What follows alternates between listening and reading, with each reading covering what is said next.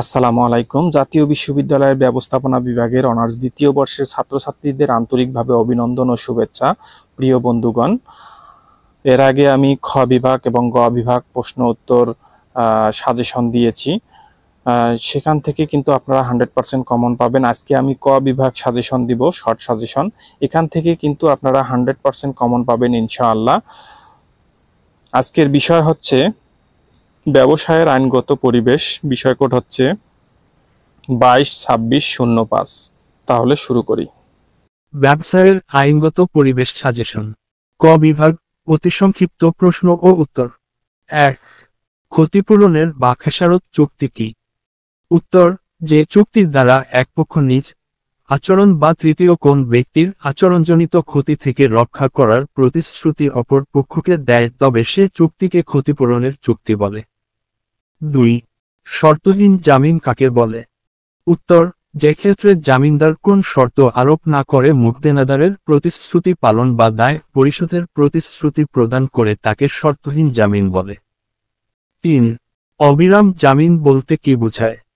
উত্তর: যে ক্ষেত্রে আমিন উপর্যুপরি কতগুলো লেনদেন পর্যন্ত প্রসারিত হয় তাকে অবিরাম জামিন বলে। 4. জামিনদার কে? উত্তর: কোন তৃতীয় ব্যক্তি চুক্তির খেলাপ করলে এর পক্ষে অন্য কেউ উক্ত চুক্তির প্রতিশ্রুতি পালন বা দায় পরিশোধ করার অঙ্গীকার করলে ওই চুক্তিকে জামিনের চুক্তি বলা হয়। যে ব্যক্তি এর অঙ্গীকার করেন অর্থাৎ জামিন দেন তাকে জামিনদার বলা হয়। 5.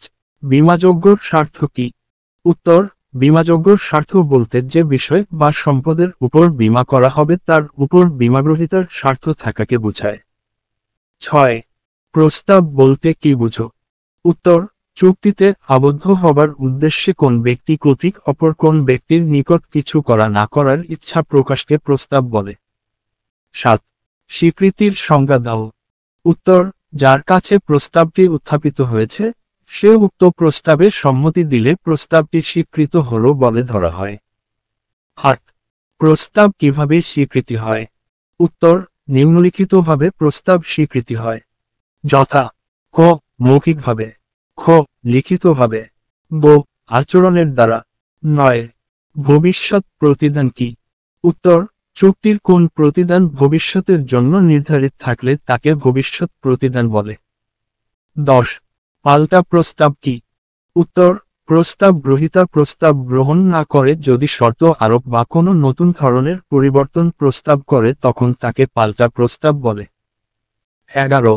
বর্তমান প্রতিদান কি? উত্তর: যে প্রতিদান প্রতিশ্রুতির সাথে সাথে চলতে থাকে সে প্রতিদানকে বর্তমান প্রতিদান বলে। 12. অতীত প্রতিদান কি? উত্তর: অতীতে সম্পাদিত কোন কাজের জন্য বা সেবার জন্য বর্তমানে যে মূল্য বা প্রতিদানের প্রতিশ্রুতি দেওয়া হয় তাকে অতীত প্রতিদান বলে। 13. প্রতিদান কি অথবা প্রতিদান কাকে বলে?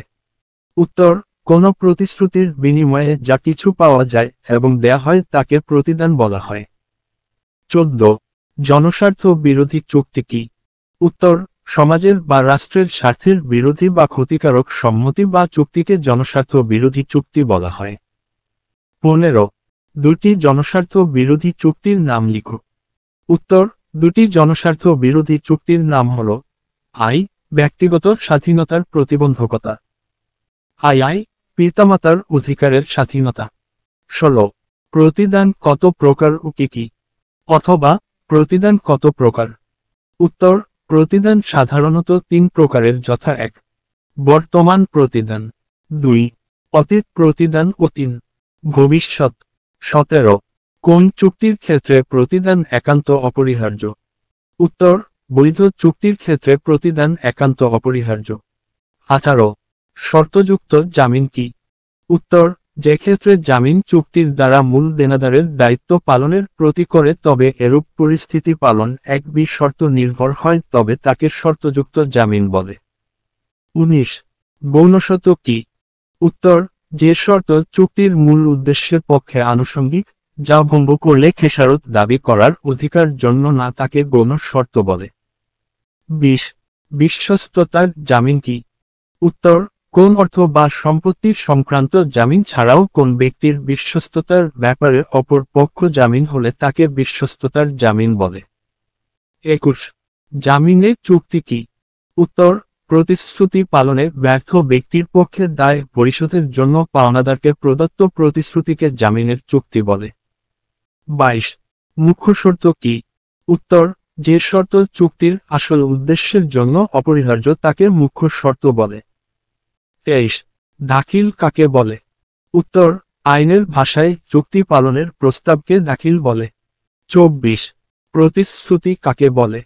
উত্তর, প্রস্তাবের প্রস্তাব গৃহীত হলে তাকে প্রতিশ্রুতি বলে। 25 কোভাবে চুক্তি হস্তান্তর করা যায়? উত্তর, ভাবে চুক্তি হস্তান্তর করা যায়, যথা আই পক্ষসমূহের কার্যক্রম দ্বারা, আইনের মাধ্যমে। 26 পারস্পরিক প্রতিশ্রুতিগুলোকে কয় ভাগে ভাগ করা যায়?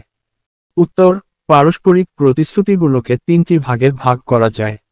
27 সায় বলতে কি বোঝায়? উত্তর, কোন চুক্তিকে আইনত বলবৎযোগ্য করতে হলে চুক্তিভুক্ত পক্ষসমূহকে কোনো কাজ করা বা বিরত থাকার বিষয়ে একমত হওয়াকে সায় বা সম্মতি বলে। 28 স্বেচ্ছাসায় কাকে বলে? উত্তর, স্বেচ্ছাসায় বলতে চুক্তির বিষয়ে পক্ষসমূহের নির্ভুল ও স্বাধীনভাবে মত প্রকাশ করাকে বোঝায়। 29 চুক্তি আইনের স্বেচ্ছায় সায় বলতে কি বোঝায়?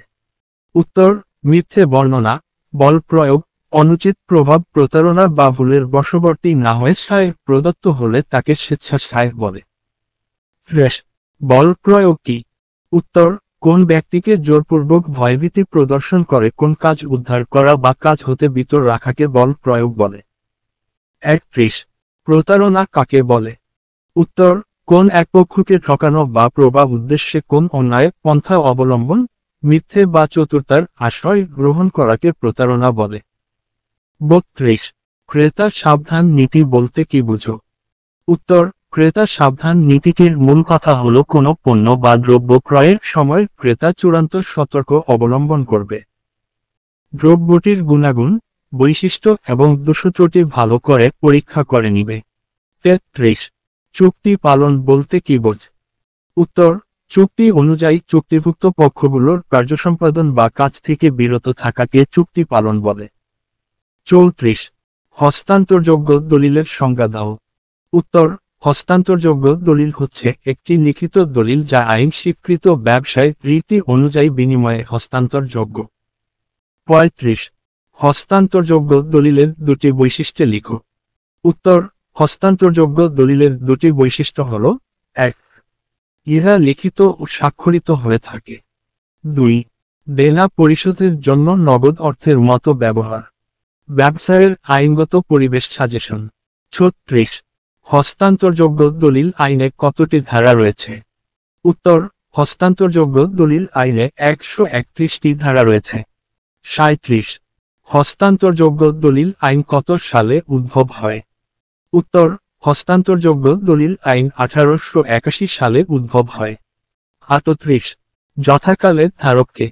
উত্তর, যথাকালে ধারক বলতে এমন একজন ব্যক্তিকে বোঝায় যিনি একটি প্রত্যর্থপত্র, বিনিময় বিল বা চেক, যা বাহক বা প্রাপক মেয়াদ উত্তীর্ণ হলে আদিষ্ট পরিশোধ করবে। 39 বাহককে। উত্তর, বাহক হল এমন একজন ব্যক্তি যিনি হস্তান্তরের মাধ্যমে একটি হস্তান্তরযোগ্য দলিলের দখল লাভ করেন, বাহককে পরিশোধযোগ্য। 40 নোটারি পাবলিককে। উত্তর, নোটারি পাবলিক বলতে সেই ব্যক্তিকে বোঝায় যারা সরকার কর্তৃক আইনের বিধান অনুযায়ী দায়িত্ব পালনার্থে নিয়োগপ্রাপ্ত হন।